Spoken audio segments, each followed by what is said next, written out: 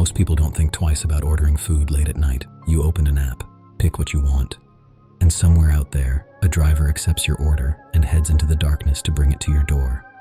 For the customer, it's routine, but for the driver, every delivery is a risk. Because when you're alone at 1 or 2 in the morning, driving through empty neighborhoods, isolated back roads, and unfamiliar streets, you never really know who's waiting for you on the other side of the address. Sometimes the house doesn't exist, sometimes the customer keeps changing directions, and sometimes the person tracking the delivery isn't interested in the food at all. Tonight's stories come from real delivery drivers who thought they were just making a little extra money during the night shift, until one order turned into the most terrifying experience of their lives. So lock your doors, turn down the lights, and get comfortable, because these are 3 disturbing true food delivery at night horror stories. Back when I was in high school, I worked nights at a small pizza place on the weekends. It honestly wasn't a bad job. Most of the time it was pretty relaxed. Fridays and Saturdays were busy during dinner hours, but after around 10 or 11 at night, things usually slowed down a lot. By then, it would mostly just be me and a couple co-workers cleaning the kitchen, folding boxes, taking the occasional late order, and messing around trying to stay awake until closing time. I mainly worked deliveries, and to be honest, I actually liked it. Driving around late at night with music playing and empty roads everywhere felt peaceful in a weird way. No traffic, no people. Just quiet streets and the glow of streetlights passing by the windshield. At least it felt peaceful before this happened.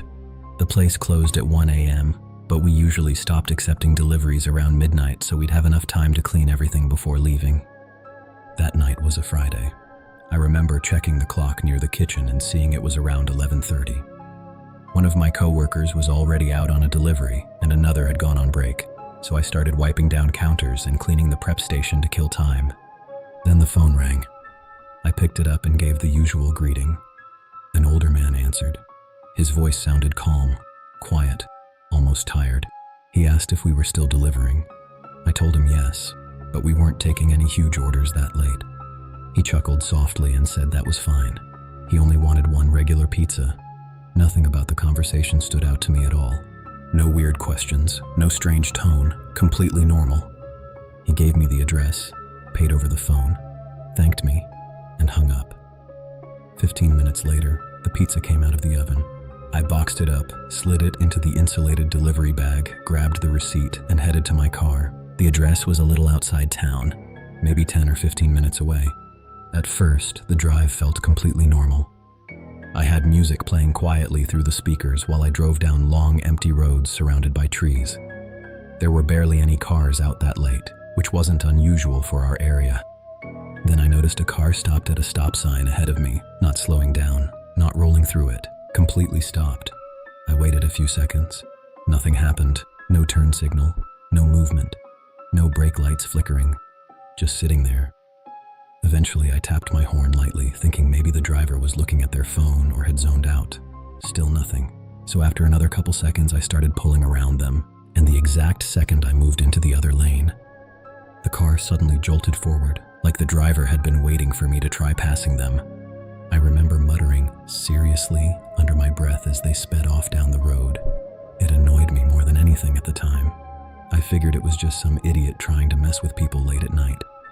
A few minutes later, though, I saw the same car again. This time it was parked on the side of the road with its headlights off. That's when I started feeling uncomfortable. The road was completely empty. No nearby houses, no gas stations, no businesses. Just woods stretching endlessly on both sides. As I drove past, I glanced over. I couldn't see inside the car at all. The windows were pitch black with dark tint. And for some reason, that bothered me more than anything else. I kept checking my mirrors after that, waiting to see headlights appear behind me. But nothing did. Eventually, my GPS told me to turn onto a long gravel driveway. The driveway cut through thick woods so tightly packed that it almost felt like driving through a tunnel. I remember thinking it was a strange place for someone to live. The driveway kept going farther and farther into the trees. Then finally, I saw a house at the end. It was old and isolated, with only one dim light glowing through a window. I parked, grabbed the pizza, and walked to the front door. The air out there felt dead silent, No crickets, no wind, nothing. I knocked on the door. Waited, still nothing. I knocked again. Finally, after another minute or so, the door slowly opened. An elderly woman stood there wearing a robe. She looked genuinely confused. "Can I help you?" she asked. I told her I was delivering the pizza. Then I repeated the address to make sure I had the right place. Her expression changed immediately. She told me nobody there had ordered food. I even showed her the receipt on my phone. She shook her head slowly. "No," she said. "That's definitely this address. But we didn't order anything." I could tell she actually felt bad for me. At first, I assumed it was just a prank order. That happened occasionally. People, usually teenagers, would send drivers to random houses late at night for laughs. So I apologized to the woman and walked back to my car. I figured I'd drive back toward the main road and call the store to confirm the phone number and address. But the second I started driving back down the driveway, bright headlights suddenly exploded in front of me. I slammed on the brakes immediately. The lights were unbelievably bright. Whoever it was had parked directly in the middle of the narrow driveway facing me. I couldn't see anything beyond the beams. Not the car, not the driver, nothing. I sat there gripping the steering wheel tightly while my heart started pounding harder and harder, waiting for them to move. They didn't. A full minute passed. Neither of us moved. Neither of us did anything. Then suddenly, the headlights shut off. Everything went completely black. For a second, genuine panic hit me. I couldn't even tell where the other car was anymore. I debated reversing all the way back to the house. But before I could decide, my eyes slowly adjusted to the darkness, and then I saw it. The outline of a vehicle, parked sideways across the driveway, blocking it completely, and that's when I realized something that made my stomach drop. It was the same car from the stop sign. During my first couple years of college, I made extra money doing food deliveries at night, mostly apps like DoorDash and Uber Eats. I hated the idea of driving strangers around like an Uber driver, so food delivery felt easier. You picked up food, dropped it off, and usually never had to interact with anybody longer than 30 seconds. Most nights were completely uneventful. Annoying customers sometimes, wrong addresses occasionally, but nothing actually scary, at least not until this happened. It was a Wednesday night during the middle of the semester. I didn't have any classes the next morning, so around midnight I decided to go online and do a few deliveries before heading back to my dorm. The first few orders were easy. Fast food, apartment complexes, normal stuff. By around 1 a.m. I was already about 20 minutes away from campus and honestly ready to call it a night. I remember pulling into a gas station parking lot, debating whether I should just head home.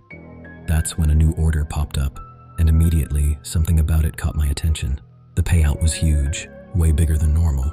For a second, I thought it had to be a glitch. Most orders around that time would pay maybe $8 or $10 total. This one was offering over $60 for one delivery. I stared at the screen for a few seconds before accepting it. I mean, who wouldn't? The restaurant was only a couple minutes away, so I headed there thinking maybe it was some giant catering order or something. But when I got inside and checked the details, the customer had only ordered 2 items, 2 burgers. That was it. The total was maybe $15 max, which meant almost the entire payout was tip money. I remember actually laughing to myself while waiting for the food. I figured maybe some rich drunk guy was just throwing money around late at night. Once the order was ready, I headed toward the address. The drive took me into a part of town I'd never really been to before. Massive houses, private roads, gated neighborhoods, the kind of area where every house looked like it belonged to a doctor or a CEO. At first, the huge tip started making more sense.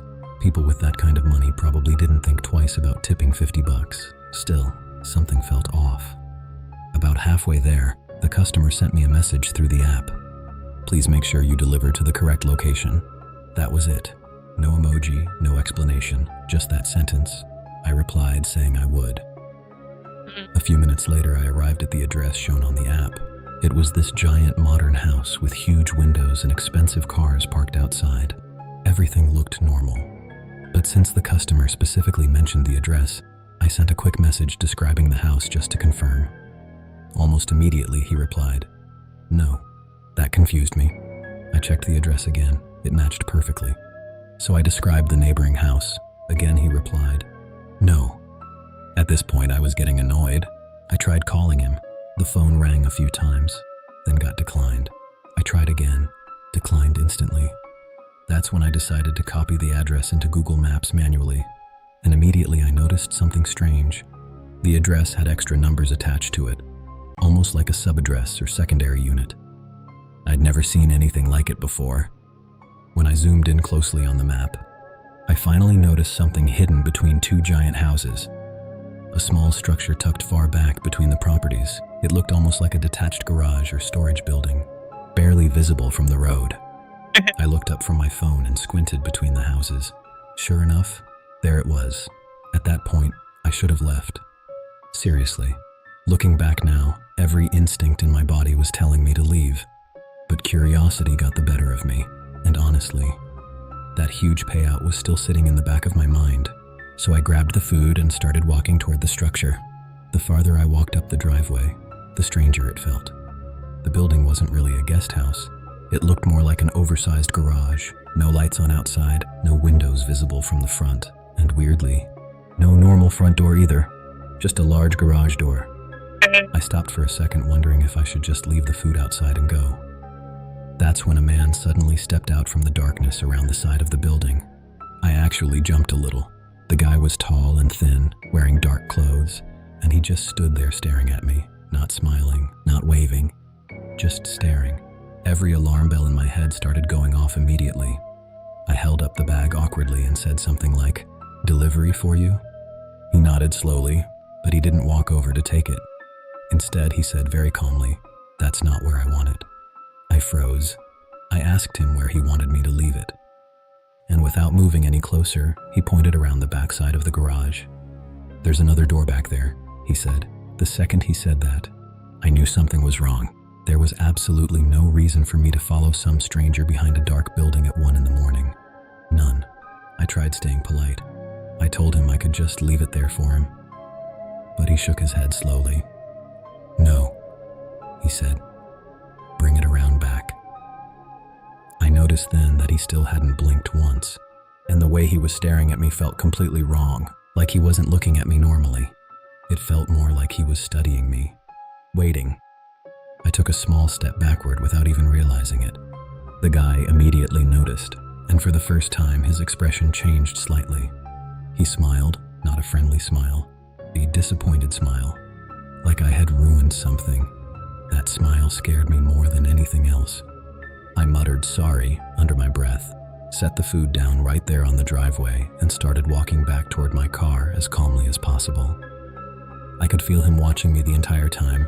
I didn't run. I didn't want him thinking I was panicking. But the second I got inside my car and locked the doors, I looked up, and he was still standing in the exact same spot, watching me, not moving, not picking up the food, just staring directly at my car.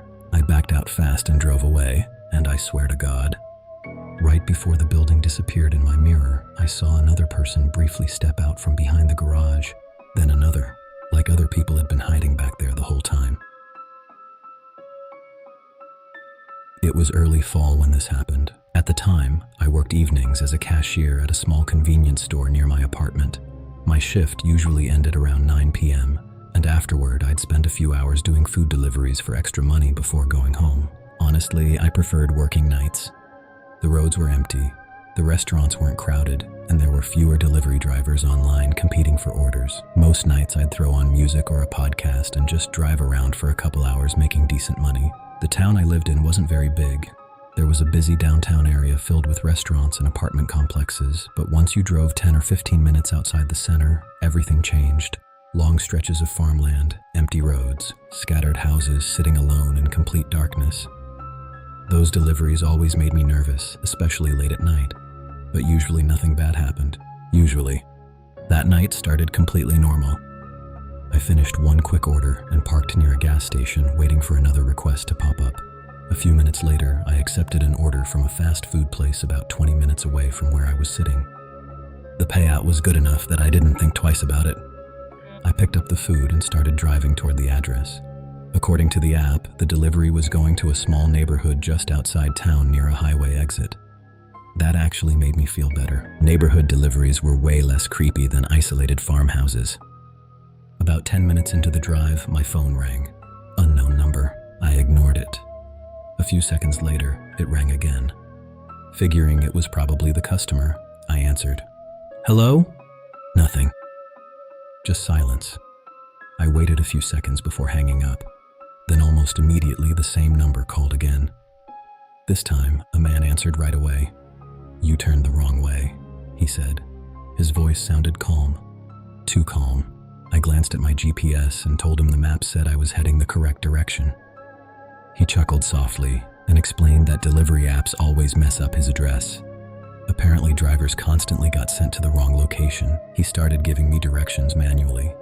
He told me when I reached the highway exit, I needed to turn the opposite direction and take the third gravel road on the left. He said his farmhouse sat at the very end of the path. At the time, none of that sounded impossible. Rural addresses were weird sometimes, and customers occasionally had to explain directions manually. So I thanked him and followed the route he gave me. Once I turned onto the gravel road, though, I immediately started feeling uneasy. The road cut through thick woods with no streetlights anywhere. My headlights barely illuminated the path ahead. The trees were packed tightly together on both sides like walls. I remember turning my music volume all the way down without even thinking about it. That's always how you know your instincts are kicking in. Silence suddenly feels safer. The farther I drove, the worse the feeling got. Something kept bothering me about the situation. If the delivery app messed up the address so badly, why hadn't the customer updated it? Why would someone keep dealing with lost drivers over and over? And another thing, why didn't he message me through the app like customers normally do? Why call from a random number? I tried convincing myself I was overthinking, but deep down, I knew something felt wrong. After another minute or two, I reached the end of the gravel road. A small circular driveway opened up in front of an old farmhouse. The place looked abandoned. There was a rusted for sale sign stuck crookedly in the front yard. Most of the windows were dark, but the front door was slightly open. And standing far back inside the hallway, I saw someone wave at me. At that point, I convinced myself everything was fine. I grabbed the food and walked toward the porch. The house smelled strange the second I stepped closer. Not rotten exactly, just old, like dust and damp wood. I set one foot inside the doorway and looked around. The interior looked frozen in time. Old furniture, covered chairs, family pictures still hanging on the walls. But something about it felt empty. Not quiet empty, abandoned empty. Like nobody had lived there in a very long time. Then I saw the man again farther down the hallway. He motioned toward the kitchen. Just leave it on the counter, he said. And before I could answer, he disappeared around the corner. A second later, I heard the kitchen sink turn on. That's when every instinct in my body started screaming at me to leave. I don't know why exactly. Nothing had technically happened yet. But the atmosphere inside that house felt completely wrong, like I wasn't supposed to be there. Still, trying not to seem rude or paranoid, I carried the food farther down the hallway into the kitchen. And the second I entered, my stomach dropped. The sink was running, but the kitchen was empty. Completely empty. No man, no back door opening, nothing. I just stood there frozen while water poured loudly into the sink. Then I noticed something else. There were no dishes anywhere. No food, no signs anyone lived there at all. Dust covered almost everything, except one clean spot on the counter, like something had recently been sitting there. I set the bag down instantly and backed away. And then I heard it, a floorboard creak somewhere behind me, not in front of me. Behind me, I spun around so fast I nearly slipped. Nobody there. But I suddenly had the overwhelming feeling that someone was standing just out of sight somewhere in the dark hallway, watching me. I practically ran back toward the front door. As soon as I stepped outside, I heard the man's voice somewhere inside the house yell something. But this time his tone sounded angry, not calm anymore. I couldn't make out the words. I sprinted to my car, locked the doors, and drove back down the gravel road as fast as I could without crashing. The entire drive back, I kept checking my mirrors, expecting headlights behind me. When I finally got back to my apartment parking lot, I pulled over shaking. That's when I looked at my phone and saw multiple missed messages from the actual customer through the delivery app. My blood ran cold immediately. The real customer had been messaging me the entire time asking where I was. Apparently, they lived in the neighborhood near the highway exit, exactly where the GPS originally sent me, meaning the man who called me was never the customer at all. I called the police immediately after realizing that. An officer actually came to my apartment later that night to take a statement, and the next part scared me more than the entire encounter itself. The police later confirmed the farmhouse was vacant. Nobody had lived there for months. The owners had moved away after putting the property up for sale. According to investigators, someone had likely broken into the house through one of the rear windows and had been staying there illegally. When the officer told me that, I remember feeling physically sick because it meant one horrifying thing. That man specifically lured me there, and if I had followed him deeper into that house instead of leaving the food near the kitchen, I honestly don't know if I would have made it back out. Those were 3 disturbing true food delivery horror stories, and honestly, after hearing stories like these, it's hard not to think about how vulnerable delivery drivers really are late at night. You're constantly driving to unfamiliar places, meeting complete strangers, and trusting an address on a screen without knowing who's actually waiting there. If you enjoyed tonight's video, make sure to subscribe, leave a like, and turn on notifications so you don't miss future horror uploads. And if you've ever experienced something creepy while working late at night, driving deliveries, or being home alone, feel free to share your story in the comments below. Stay safe out there. And remember, sometimes the scariest people aren't hiding in haunted houses or dark forests. Sometimes they're just waiting behind a front door.